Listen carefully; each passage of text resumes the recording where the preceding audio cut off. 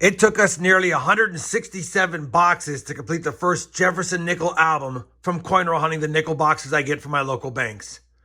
We're down to the last 31 boxes left for the Series 2 album to beat the 167 boxes it took us, and I'm hoping one of these two boxes right here will finally end this series and give us that 1950 Denver minted nickel.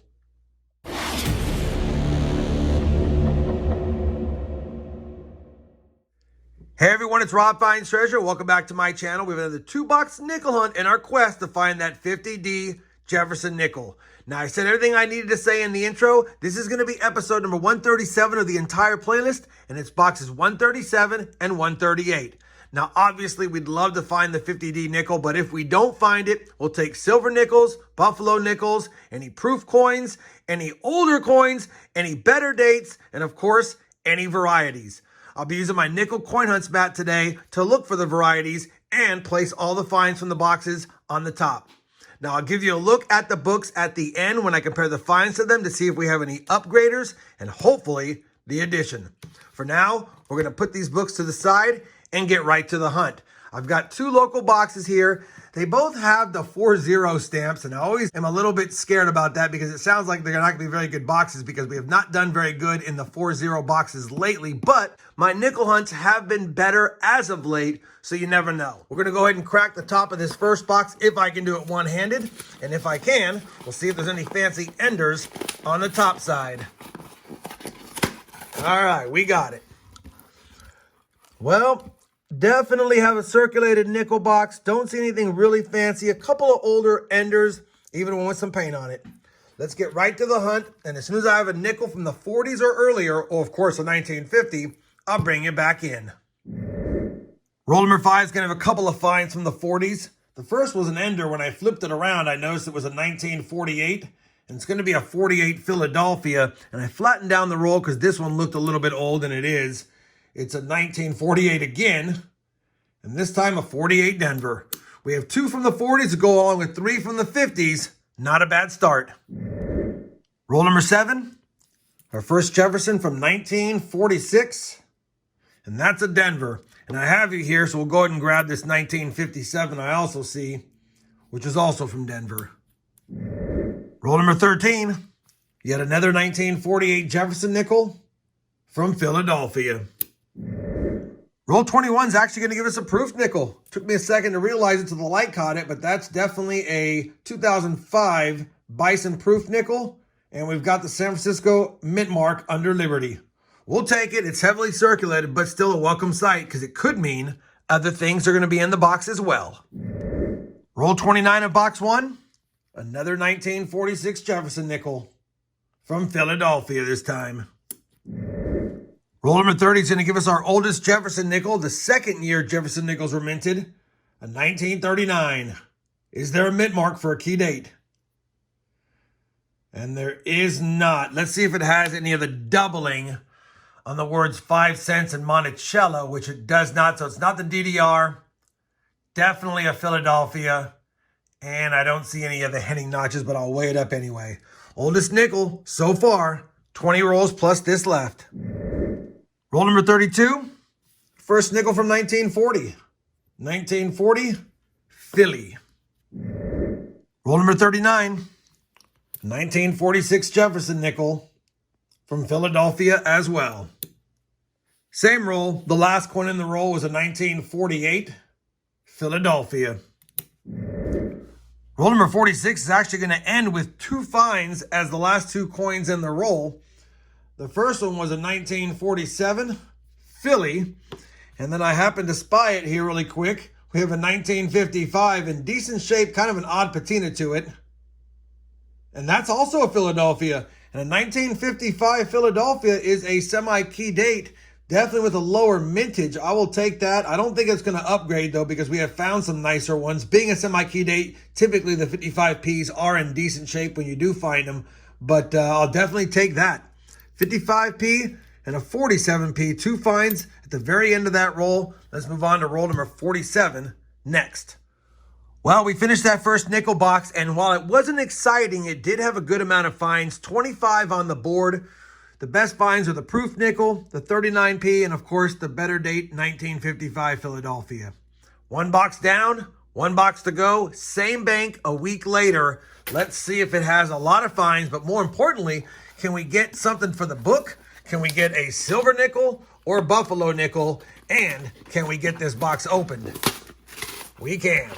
All right, let's take a look at the top side enders, see if there's anything fancy on here to start with. Don't see anything fancy. Definitely a circulated nickel box. Could be a good one. I see a lot of older Jefferson designs. I'll continue with the hunt, and I'll bring you in with my first find of box number 2. Roll number 3 of box 2 is going to give us a nickel from 1947. It's going to be a 47 Denver, and I'll quickly point out that we just grabbed a 1951 Denver with a slightly lower mintage, but yeah, it's not in great shape. All right, 1 year off that 50D, 47 rolls plus this to go. Roll number 6 of the second box, yet another nickel from 1947 from Philly. Roll 61 of the 100 roll hunt, and we've got another nickel from 1948, and that one's a Denver. Roll number 63 is going to give us our second nickel from 1939. It's pretty gunked up, but I did see the 39. Has decent detail. Is there a mint mark on this one? And I don't see a mint mark. We'll just double check it really quick. Yeah, no mint mark. Any doubling? Definitely not the DDR. And of course, I'll wait for the Henning nickel, but it doesn't look like it's going to be it. Roll number 66, and we have our first Jefferson nickel from 1941. It's a common year, but we haven't seen any in this hunt so far. And that's going to be a 1941 San Francisco. Roll 67, a nickel from 1940. 1940, Philly. Roll 75, the third coin in is going to be a 1941, Denver. Roll 77, another nickel from 1940. From Philadelphia. Roll number 78 is going to give us a foreign coin. It has to be. We have a reeded edge in the roll. Let's see what we got here. And that is a Mexican coin. 25 centavos, 1953. I think that is a silver coin. I think there's like 30 or 40% silver in these. 1953 Mexican centavos, 25 centavos, I should say. Is that going to be silver? Let me just double check really quick and make sure I'm on the ball on that. I believe that is silver. Let me just double check and I'll be right back. All right, I have confirmed on Numista, and 1953 25 centavos is definitely going to be 30% silver. 30% silver, and for 1953, 38,144,000 minted, and worth about $1 in decent shape. Mine's not decent shape, so it's probably just melt value, which is about 81 cents, I guess. So we'll take that. Holy cow. We found silver. It's not a silver war nickel. It's Mexican silver. Did not expect to find that in here. And even though it's in rough shape, it's silver nonetheless. We'll definitely take that. That is a cool foreign find, and it's silver to boot. Now let's get back to the hunt. Roll number 79, a 1941 Jefferson nickel from Denver. Roll number 83, a nickel from 1940, and that's a Philadelphia. Roll number 92, finally another nickel from 1947, and that's a 47S. Slightly lower mintage, not a key date or a semi-key date, but we'll definitely take it and add it to the board. Roll number 93, nickel from 1946, Denver. Well, we've been looking at it the whole time. Roll number 47 had a beat-up ender, and I decided to go ahead and get rid of it first. But when I looked at the date, it's a 1943. With the Philadelphia mint mark. This is going to be a silver wartime nickel, 35%, and it was an ender right there. I just thought it was a damaged nickel, but it's a 43p, and we're not going to check it for any varieties because it's really, really damaged. But it's still silver nonetheless, and that makes 2 silver coins, both of which are highly damaged. One from Mexico, one from the United States, and it was an ender. Unbelievable. All right, Let's get back to the hunt. We're running out of rolls to find that 50D. Same roll, third coin in, a 1948 Denver. Roll number 98, our first Jefferson nickel from 1949. And it's a 49 Philadelphia. We're only missing from the 40s and 50s a 1950, a 53, and of course 45, 44, and 42. Otherwise, it's been a lot of finds for the early Jefferson years. We have finished that 2-box hunt, and I'll tell you, while it wasn't heavy on quality finds, definitely was heavy on finds. 58 total finds are on the board. That is a lot. We had 33 more in box number 2. As you know, I like 20 to 25 per box, so definitely scored a lot of quantity. Did not have a lot of better dates. We did get 2 09s, both Denver. We got the proof. 2 39s, I always pull those out. A semi-key date 55p. We got 4 really nice nickels here. A 1959 Denver, a 1963 Denver, a 1975 Philly, and a 1991 Denver. I'll check all those against the album. And then finally, we did get 2 silver coins. A really beat up 1943 Philadelphia silver war nickel at 35%. And Mexican silver, 1953 25 centavos, only 30% silver, but still a cool find in a U.S. nickel box. I don't think we're going to have any upgrades or additions because there wasn't a lot of nice nickels, but I will go through them and check them against both of the books. Of course, we didn't get a Buffalo nickel. Of course, we didn't get the 50D, but still had fun going through those boxes. Let me go ahead and do my due diligence now, compare them to the books. I'll be back with a look at the books and some final thoughts on the hunt in just a moment.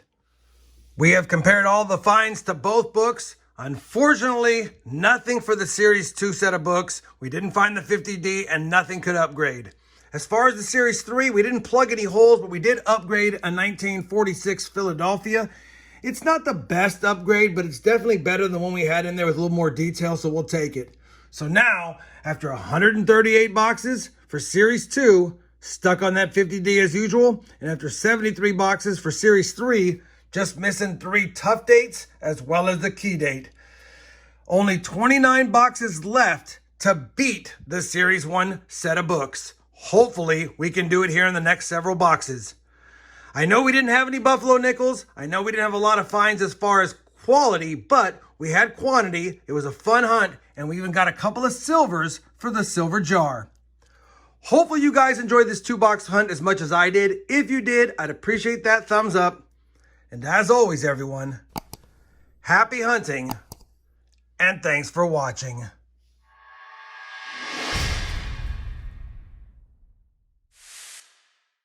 Silver's been tough this year, but any silver for the silver jar makes them happy.